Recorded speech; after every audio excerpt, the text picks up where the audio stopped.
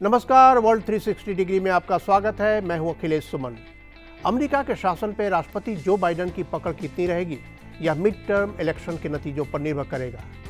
8 नवंबर को ये चुनाव हुए थे और फिलहाल इसकी गिनती चल रही है। यह अमेरिकी राष्ट्रपति जो बाइडेन और पूर्व राष्ट्रपति डोनाल्ड ट्रंप के नेतृत्व में लड़ी जा रही है। सत्तारूढ़ डेमोक्रेटिक पार्टी के जो बाइडेन और विपक्षी रिपब्लिकन पार्टी के डोनाल्ड ट्रंप। इस चुनाव के नतीजों पर यह भी निर्भर करेगा कि ये दोनों 2024 में अपने अपने दलों की तरफ से राष्ट्रपति पद के लोकप्रिय उम्मीदवार बन पाते हैं या नहीं।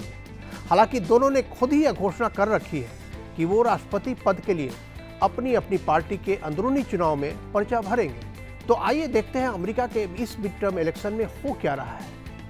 अमेरिका का मिड टर्म इलेक्शन भारत के मध्यावधि चुनाव जैसा नहीं है। यह दरअसल अमेरिका का आम चुनाव है। इस चुनाव में हाउस ऑफ रिप्रेजेंटेटिव्स और सीनेट के सदस्यों का चुनाव होता है। इनके अलावा इस मिड टर्म इलेक्शन में अमेरिका के कुल 50 राज्यों में से 36 राज्यों के गवर्नरों का भी चुनाव होना है। अमेरिकी हाउस ऑफ रिप्रेजेंटेटिव्स भारत के लोकसभा की तर्ज पे होता है, लेकिन भारत के विपरीत इसके सदस्यों का कार्यकाल मात्र 2 वर्षों का होता है। लोकसभा के विपरीत हाउस ऑफ रिप्रेजेंटेटिव्स को सरकार के प्रमुख को चुनने का अधिकार नहीं होता। अमेरिका की सरकार के प्रमुख राष्ट्रपति होते हैं और उनका चुनाव सीधे जनता करती है। अमेरिकी सीनेट भारत के राज्यसभा की तरह उच्च सदन है और भारत के राज्यसभा सदस्यों की तर्ज पे इसके सदस्यों का कार्यकाल भी 6 सालों का होता है।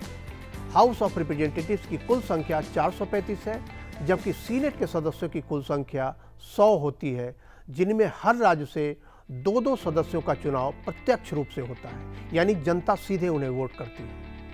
फिर भी सवाल है कि इसे मिड टर्म इलेक्शन क्यों कहा जाता है। इसे मिड टर्म इलेक्शन इसलिए कहा जाता है कि यह अमेरिकी राष्ट्रपति के कार्यकाल के बीच में आता है। अमेरिकी राष्ट्रपति का कार्यकाल 4 सालों का होता है, लेकिन चूंकि हर 2 साल बाद हाउस ऑफ रिप्रेजेंटेटिव के सदस्यों का चुनाव होता है, इसलिए एक बार यह राष्ट्रपति के चुनाव के साथ होता है और दूसरी बार राष्ट्रपति के कार्यकाल की मध्यावधि में होता है। भारत के राज्यसभा के सदस्यों की तर्ज पे सीनेट के 1/3 सदस्य हर दूसरे साल रिटायर हो जाते हैं और उनके रिक्त सीट पर हर दूसरे साल चुनाव होता है। तो सवाल उठता है कि इस चुनाव का महत्व क्या है। क्या राष्ट्रपति जो बाइडेन की सेहत पर इससे कोई असर पड़ेगा? अमेरिका का राष्ट्रपति चूंकि प्रत्यक्ष मतदान के द्वारा सीधे जनता द्वारा चुना जाता है, इसलिए उनकी सेहत पे मिड टर्म इलेक्शन का कोई असर नहीं पड़ेगा। लेकिन भारत के लोकसभा की तरह बजट पारित करने में अमेरिकी हाउस ऑफ रिप्रेजेंटेटिव्स की महत्वपूर्ण भूमिका होती है। कई बार ऐसी स्थिति आई है जब हाउस ऑफ रिप्रेजेंटेटिव्स ने बजट को पारित करने पर रोक लगा दी है और अमेरिका में शटडाउन हो गया है। सरकारी कर्मचारियों के बड़े हिस्से को वेतन नहीं मिला और कुछ बार पूरी सरकार वित्तीय रूप से ठप हो गई। यहाँ तक कि इसकी वजह से पार्क और संग्रहालय जैसे पब्लिक प्लेसेज भी बंद हो गए।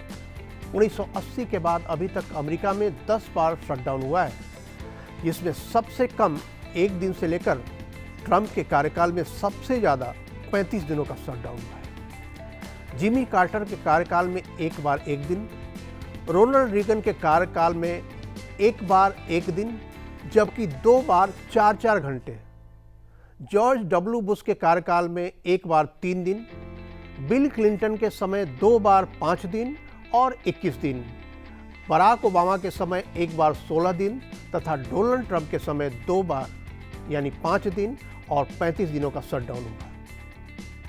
सीनेट को राजदूतों और जजों के अलावा कई अन्य अहम पदाधिकारियों की नियुक्ति तथा संधियों को हरी झंडी देने का अधिकार है। इन्हीं अधिकारों की वजह से बाइडेन अपने को मजबूत करने और ट्रंप बाइडेन पर लगाम लगाने के लिए अपना जी जान इस चुनाव में लगा दिए। तो क्या भारत पे इस मिड टर्म इलेक्शन का कोई असर पड़ेगा? आमतौर पे भारत के बारे में डेमोक्रेट और रिपब्लिकन नीतियों में कोई फर्क नहीं है, लेकिन जहां रिपब्लिकन को लगेगा कि उसके साथ ठीक से परामर्श नहीं किया गया है, तो वे अड़ंगा डाल सकते हैं। इसलिए भारत के लिए जरूरी है कि वो डेमोक्रेटिक पार्टी और रिपब्लिकन पार्टी दोनों के साथ संबंध अच्छे रखें। तो आज की इस रिपोर्ट में इतना ही। नमस्कार।